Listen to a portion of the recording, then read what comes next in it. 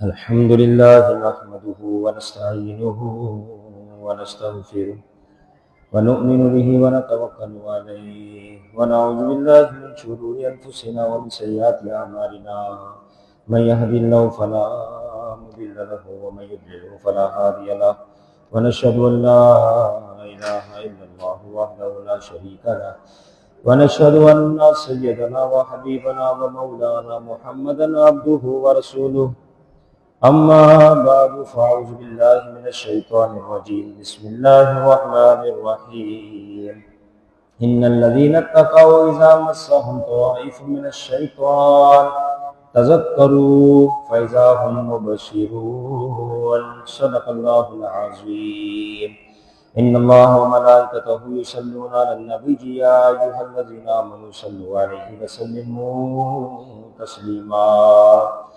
اللهم صل على سيدنا ومولانا محمد طب القلوب ودوائها وعافية الأبدان وشفائها ونور الأبصار وضيائها وعلى آله وصحبه وبارك وسلم صلاة وسلام عليك يا رسول الله بلغ العلا بكماله كشف الدجى بجماله حسن جميع خصاله صلوا عليه وآله اللہ جل جلالہ کی حمد و ثنا سرکار فخر کائنات قائد المرسلین خاتم النبیین احمد مصطفیٰ جناب محمد مصطفیٰ صلی اللہ تعالیٰ علیہ وسلم کی بارگاہ میں درود و سلام کا نذرانہ پیش کرنے کے بعد رب عز و جل کا فضل کرم اس کی دیوی توفیق سے الحمدللہ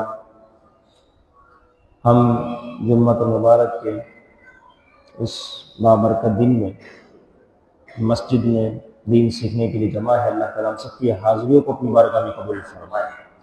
جو کچھ سنا جائے، سمجھا جائے، سیکھا جائے، اس پر عمل پیرا ہو کر دوسرے تک پہنچانے کی توفیق نصیب فرمائے۔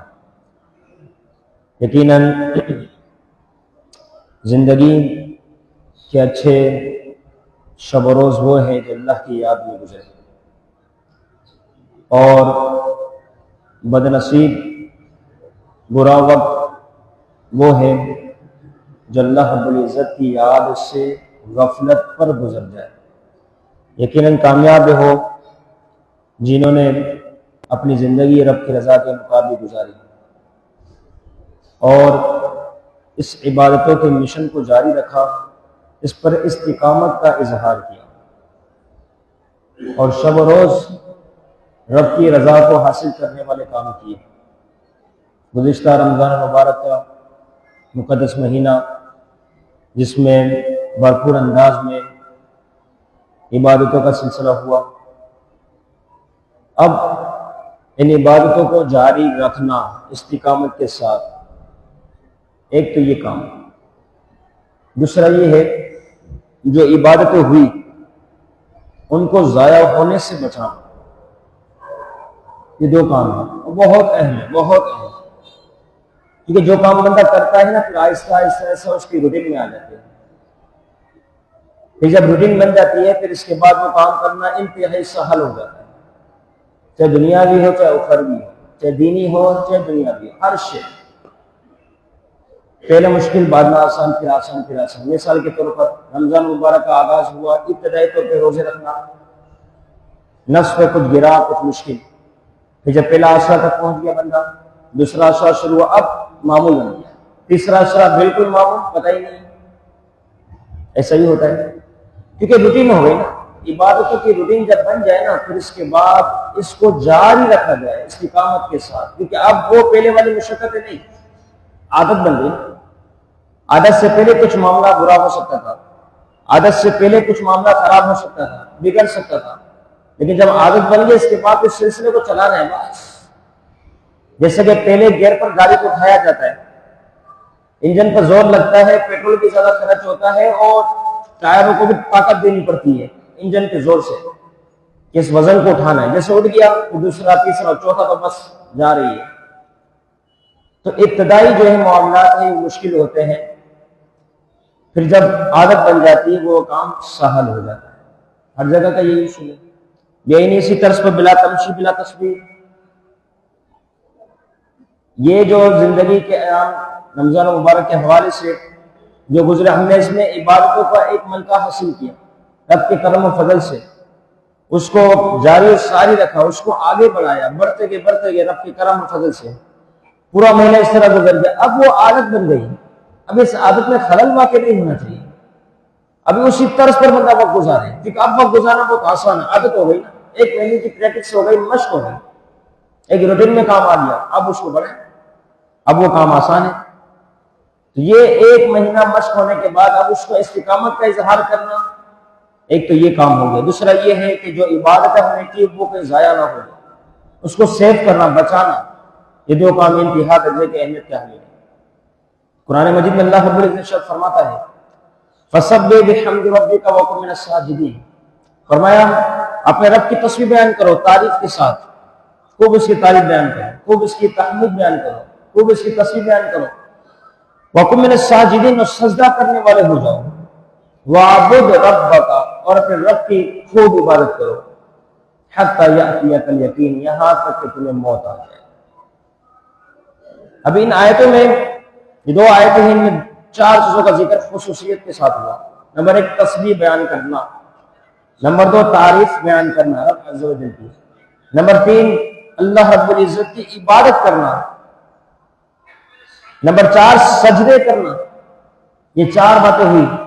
آگے کیا فرمایا؟ کب تک یہ کرنا ہے؟ میرے رب کا وعدہ ہے، کسی عالم، کسی مفتی، کسی محدث، کسی مفسر، کسی صوفی، کسی امام کا نہیں، میرے رب کا حکم ہے۔ فرمایا یہ 4 کام کرتے رہو، یہ نہ رمضان مبارک نہیں، جب تک زندگی باقی ہے اس کے آخری سانس تک تمہیں مہلت ہے، کرتے رہے گا۔ کون سے کام؟ فرمایا 4 رب کی تعریف بیان کرنی ہے، اس کی تسبیح بیان کرنی ہے، سجدے کرنے ہیں، اور صحیح طریقے سے عبادتوں میں وقت کو گزارنا ہے۔ فرمایا یہ کام کرتے رہو، کب تک؟ حتی یأتیک الیقین، یہاں تک کہ تمہیں موت آ جائے۔ تو یہ 1-2 مہینوں کا سلسلہ نہیں، ایک مہینے میں عبادت، دوسرے مہینے میں پھر غفلت نہیں، فرمایا مسلسل یہ کام کرتے رہنا جب تک تم پر موت نہ آ جائے، کوئی اس کا ایک پیریڈ نہیں۔ اب جس سے یہ کام ہوا، اب آگے اس کام کو جاری و ساری رکھیں، کیونکہ روٹین بن گئی نا، عادت سی ہو گئی۔ اب اس عادت کو چھوڑنا پھر اس طرف آنا یہ مشکل کام ہے، لیکن جس کی عادت ہو گئی، روٹین ہو گئی، اس کو جاری و ساری رکھیں، اس کے لیے کوئی مشکل نہیں۔ کتنا اچھا وہ گزر جائے، رب کی یاد میں اگر وہ گزر جائے، کتنا اچھا۔ تو یہ ہے استقامت والا معاملہ، اور ساتھ یہ بھی شرط ہے کہ جو نیک کیا کی بندہ اس کو حذف کر جائے، مطلب بھول جائے، یہ رب کی بارگاہ میں سیو ہو گئی، آپ کو یاد رکھنے کی ضرورت نہیں۔ سب سے بڑا عقل مند شخص کون ہے؟ فرمایا سب سے بڑا عقل مند شخص وہ ہے جو نیکیاں کرے اس کو بھول جائے، گناہ ایک ایک جو گناہ کے سب کو یاد رکھنا، گناہ کو یاد رکھنا، نیکیوں کو بھلا دینا، یہ رب عز و جل کے اور قریب کرتا ہے۔ نیکیوں کو بھلا دو، گناہوں کو یاد رکھو، یہ مزید گناہوں سے بھی روکتا ہے۔ ہمیں تو خاص یہی حکم دیا کہ نیکیوں کو بھلا دو، جو کی عبادت ہے اس کو بھلا دو، یہ سیب ہے رب عز و جل کی بارگاہ میں، جو کچھ دیا، جو عبادت کی سب بھلا دو، آگے کی طرف آؤ۔ اب گناہ جو ہوئے ہیں اس کو ہمیشہ یاد رکھو، اس کو نہیں بھلا۔ تو شیطان اب اس روٹین کو خراب کرنے کے چکر میں لگا ہوا ہے، اور وہ طرح طرح کے ہیلے بہانے استعمال کرتا ہے۔ اس کی چاہت تمنا نیکوکار کے ساتھ بہت زیادہ ہے کہ اس کو اپنی طرف کر دے، اپنے جیسا بنا لے، ورنہ بدکار تو ویسے اس کے دوست ہے، اس کو کہاں بہکانے کی ضرورت، وہ تو ویسے ہی دیکھے گا۔ اصل تو نیکوکار کو اس کو گمراہ کرنا ہے، علیہ باللہ، نیکوکار کو اس سے راہ سے ہٹانا ہے۔ اس کے لیے شب و روز یہ لگا ہوا کہ جن جن لوگوں نے عبادتیں کی ان کی روٹین کو خراب کیا جائے، ان کی عبادتوں کا ملکہ ان سے چھین لیا جائے۔ یہ جو عبادت کرنے میں کامیاب ہوئے، اب ان کو ان عبادتوں سے دور کیا جائے، جس سے انہوں نے رب کو راضی کیا، ایسے ایسے کام کروائے گئے جس سے رب ناراض ہو جائے، یہ اس کام میں لگا ہوا ہے، اور ایسا ہوتا ہے۔ کہیں ایسے اس کے بہکاوے میں کیا جاتا ہے۔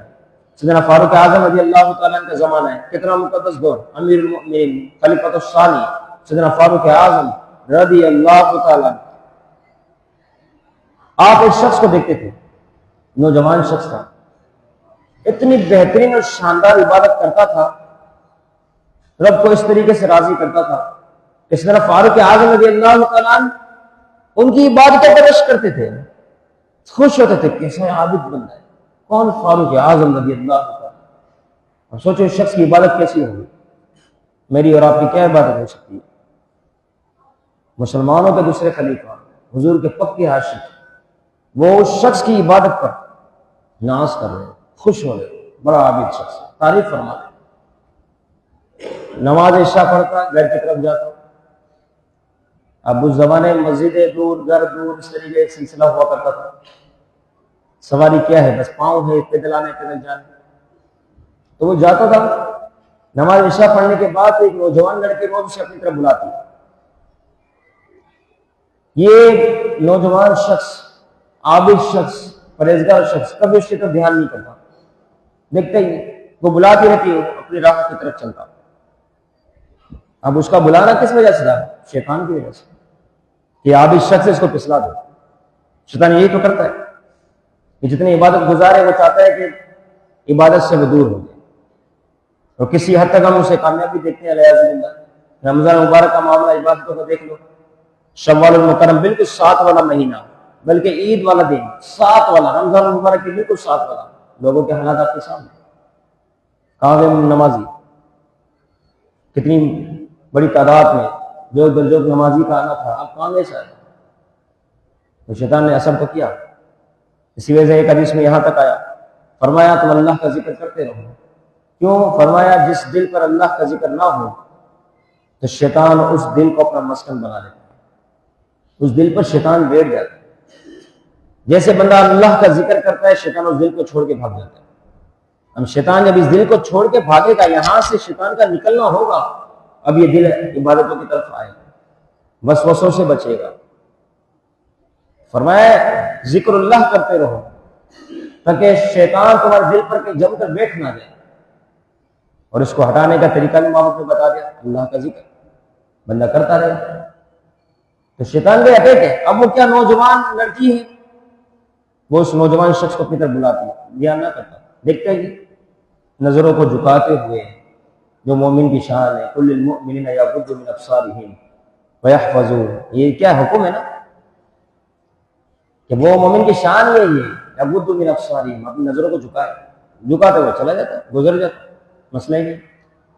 مگر کیا کرے، نفس ہمارا بھی تو ہے، انسان کا اپنا نفس، انسان کا اپنا جی بھی تو ہے۔ اب وہ روز بلاتی، ایک موقع ایسا آیا کہ یہ نوجوان عابد شخص اس کی طرف مائل ہو، جیسے اس شخص کی وہ شخص اس نوجوان لڑکی کی طرف مائل ہوتا ہے، آخرکار اس کے بہکاوے میں آیا، جیسے اس کے قریب ہوا فوراً قرآن مجید کی آیت مبارکہ یاد آ گئی، ان الذین اتقوا اذا مسهم طائف من الشیطان، بے شک وہ جو پرہیزگار ہے، متقی ہے، اذا مسهم طائف من الشیطان، جب انہیں شیطان کی طرف سے کوئی وسوسہ پہنچتا ہے، تذکروا، تو اللہ رب العزت کو فوراً یاد کر لیتے ہیں، رب عز و جل کی یاد میں مشغول ہو جاتے ہیں، فاذا هم مبصرون، تو پھر ان کی آنکھیں کھلی رہ جاتی ہیں، محتاط ہو جاتے ہیں، اس گندے کام کو چھوڑ دیتے ہیں۔ جیسے اس آیت کو پڑھا فوراً اس نوجوان لڑکی سے دور ہوئے، اور اس کے بعد جو ہے وہ اسی موقع پر اسی جگہ پر بے ہوش ہو گئے۔ آپ کے بوڑھے والد، رات کافی دیر ہوئی، بچہ گھر پہ نہیں پہنچا، نماز کے لیے گیا تھا، اب تک نہیں آیا، تلاش کرنے کو نکلے، راستے میں دیکھا اس مقام پر بچہ زمین پر لیٹا ہوا ہے، سویا ہوا ہے، اسے اٹھایا کسی طریقے سے گھر تک پہنچایا، پوچھا کیا ہوا؟ بچے نے بتایا کہ میرے ساتھ اس طریقے سے ہوا، اور مجھے میرے رب کا خوف یاد آ گیا، ان الذین اتقوا اذا مسهم طائف من الشیطان تذکروا فاذا هم مبصرون۔ اس آیت کی تلاوت کی، دوبارہ تلاوت کی، زارا قطع روتے ہوئے، اچانک سے تلاوت کرنے کے ساتھ ہی روح پرواز کر گئی، انتقال ہو گیا۔ اس کے بعد غسل، کفن، دفن کا اہتمام ہوا راتوں رات۔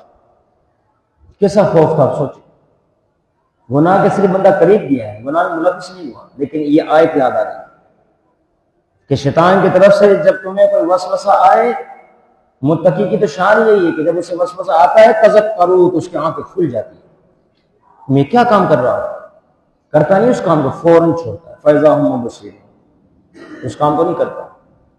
اور میں نے نیکوکار کی نشان یہ ہے، رات ہی رات کو غسل، کفن، دفن کا اہتمام ہوا، صبح ہوتے سیدنا فاروق اعظم رضی اللہ تعالیٰ عنہ کو اس بارے کا علم ہوا کہ وہ شخص جو بڑا نوجوان تھا، بہت عبادت کرنے والا تھا، اللہ رب العزت کا برگزیدہ بندہ متقی پرہیزگار تھا، اس کا رات کو یہ واقعہ ہوا، اس کا انتقال ہو گیا۔ سیدنا فاروق اعظم رضی اللہ تعالیٰ نے فرمایا اس شخص کی قبر کے پاس مجھے لے چلو، قبر دکھاؤ اس شخص کی۔ آپ کو وہاں لے جایا گیا، آپ قبر پہ سرہانے کھڑے ہوئے۔ اب دیکھیں یہ صحابی کا عمل ہے، قبر کے سرہانے کھڑے ہوئے۔ اس کے بعد آپ نے قرآن مجید کی آیت مبارک کی تلاوت کی، وَلِمَنْ خَافَ مَقَامَ رَبِّهِ جَنَّتَانِ۔ اے نوجوان شخص، میرے رب کا وعدہ ہے جو میرے حضور کھڑے ہونے سے ڈرا، جس نے میری وجہ سے گناہوں کو چھوڑا، جس کا دل میرے خوف میں لرز اٹھا، اس کے لیے دو جنتیں ہیں، دو، ایک نہیں تو میں دو جنتیں ہیں۔ بتا تجھے کیا ملا؟ جیسے آپ کی زبان سے الفاظ نکلے، قبر کے اندر سے آواز آئی، یا امیر المؤمنین، میرے رب نے مجھے دو ہی جنت عطا فرما دی، دونوں ہی جنت عطا فرما دی۔ تو نیکوکار کی شان اتنی اعلیٰ ہے۔ اب اس واقعے سے نتیجہ یہ نکلتا ہے کہ شیطان کس طریقے سے پیچھے لگا ہوا ہے۔ کتنا بڑا عابد شخص تھا، کیا سوچ رہا تھا؟ اس نے، شیطان نے سوچا اس کی عبادتوں سے دور کیا، لیکن تقوی پرہیزگاری نے سے بچا لیا، رب کے فضل و کرم نے سے بچا لیا، خوف خدا نے سے بچا لیا کہ میرے رب کی عبادت کرنے والا ہوں، لہٰذا اپنے رب کے خلاف کام نہیں کر سکتا۔ یہ نہ مسجدوں میں سجدے ہو، بازاروں میں غلط کام ہو، نہیں، یہ کام نہیں ہو سکتا، کیونکہ ان الصلاۃ تنہی عن الفحشاء والمنکر، نماز تو بے حیا برے کاموں سے روکتی ہے۔ جو عابد شخص ہے، نمازی شخص ہے، وہ بے حیا کی طرف کیسے چلا گیا؟ اگر گیا تو نماز ہی صحیح نہیں پڑھتا، ورنہ نماز اتنی بڑی اعلیٰ نعمت ہے۔ جو بندہ اپنے رب کے حضور سجدہ ریز ہو رہا ہے کہ اب مسجد سے نکل کے وہ غلط کام کرے، وہ کام اس سے ہو کیسے سکتا ہے؟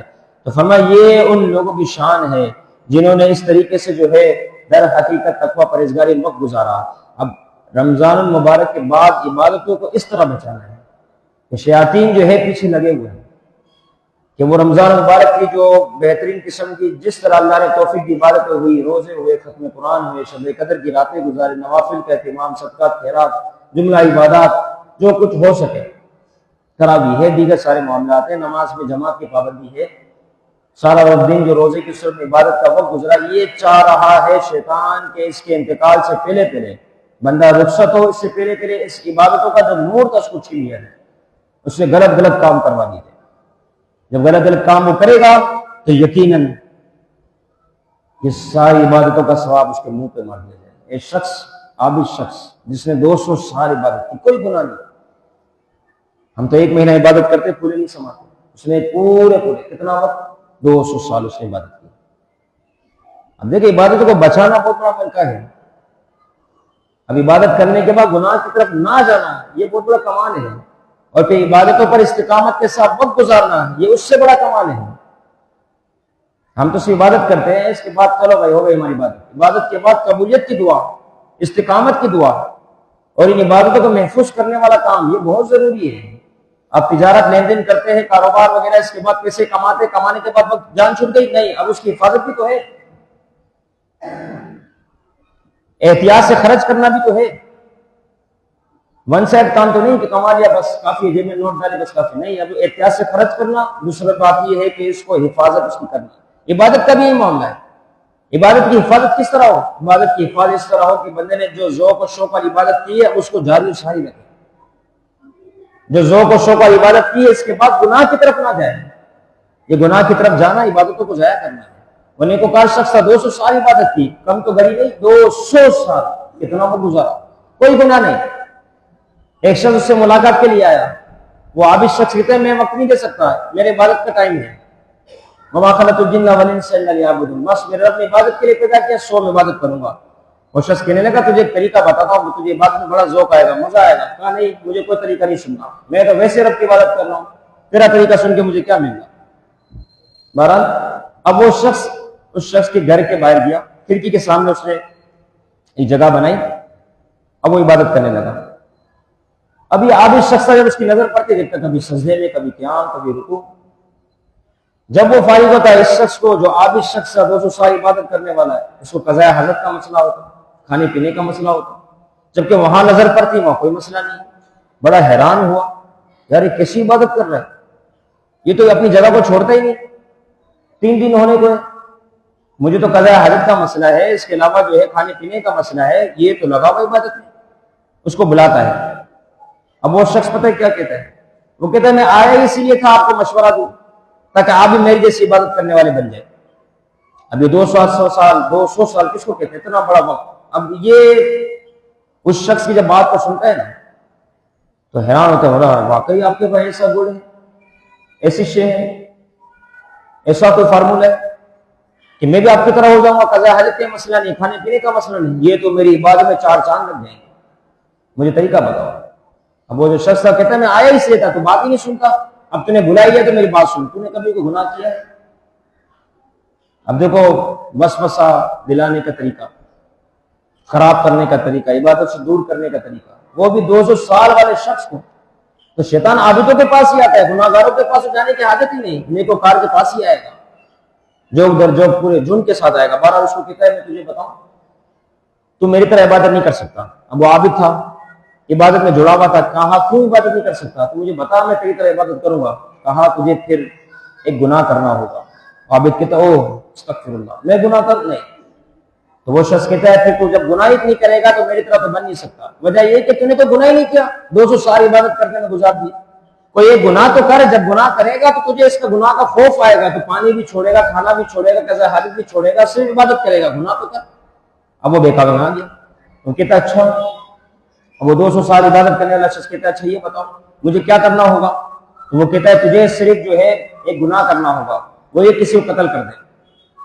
وہ کہتا نہیں قتل تو نہیں کر سکتا، بہت بڑا گناہ ہے۔ کہا اچھا قتل نہیں کر سکتا، زنا کر لے؟ کہا یہ بھی نہیں کر سکتا۔ کہا چل شراب پی لے۔ اب وہ سوچنے لگا کہ کتنے بڑا زنا ہے، قتل ہے، بہت بڑے گناہ ہے، شراب عقل زائل ہوگی، نشے میں آ جاؤں گا، ٹھیک ہے پی لیتا ہوں، علیہ باللہ۔ گناہ جو چھوٹا سے چھوٹا گناہ ہے نا، اس کو بھی گناہ سمجھ کے کبھی نہیں کرنا چاہیے، کیا پتہ یہ اللہ کی ناراضگی کا باعث بن جائے۔ اب اس عابد کے دماغ میں بات نہیں ہے، اس نے کہا ٹھیک ہے مسئلہ ہی نہیں۔ جیسے اس نے شراب پی، شراب کے بعد یہ تو چاہ رہا تھا میں اور زیادہ عابد بن جاؤں، اب وہ شراب کے بعد پھر نشہ آیا تو زنا بھی کر دیا، زنا کے بعد قتل بھی کر دیا، تینوں ہی گناہ کر لیے۔ پکڑا گیا، قتل کا مقدمہ ہوا، اس کے بعد پھانسی کے تختے پر موجود ہے۔ یہی شخص آتا ہے، یہ کون تھا؟ شیطان تھا، ابلیس تھا، آتا ہے اس کے سامنے، یہ شخص کو پکار لگاتا ہے میں تو بڑا عابد تھا، تو نے مجھے اس جگہ تک پہنچا دیا، قتل کروا دیا، زنا کروا دیا، شراب پلوا دی، تیری وجہ سے سب کچھ ہوا۔ وہ کہنے لگا تجھے بچا سکتا ہوں، طریقہ بتاؤ؟ کہا میرے کو سزا کر لے، مجھے سزا کر تو بچ جائے گا، تجھے بچا لوں گا۔ اب اس کو اپنی جان کی پڑی تھی، 200 سال عبادت کی تھی، شیطان نے ساری عبادتوں کو ضائع کر دیا۔ اب اس کو کہنے لگا ہاں تو مجھے سزا کر۔ اس نے اس کو سزا کیا، جیسے سزا کیا شیطان ہنسنے لگا، کہا میرا تو کام یہاں تک تھا، تجھے تو کوئی نہیں بچا سکتا، تیری پھانسی تو پکی ہے لیکن تیری عبادتیں بھی گئی، تیرا ایمان بھی گیا، سب کچھ تیرا ضائع ہو گیا۔ پھر اس کو پھانسی بھی اور کفر کی حالت دنیا سے۔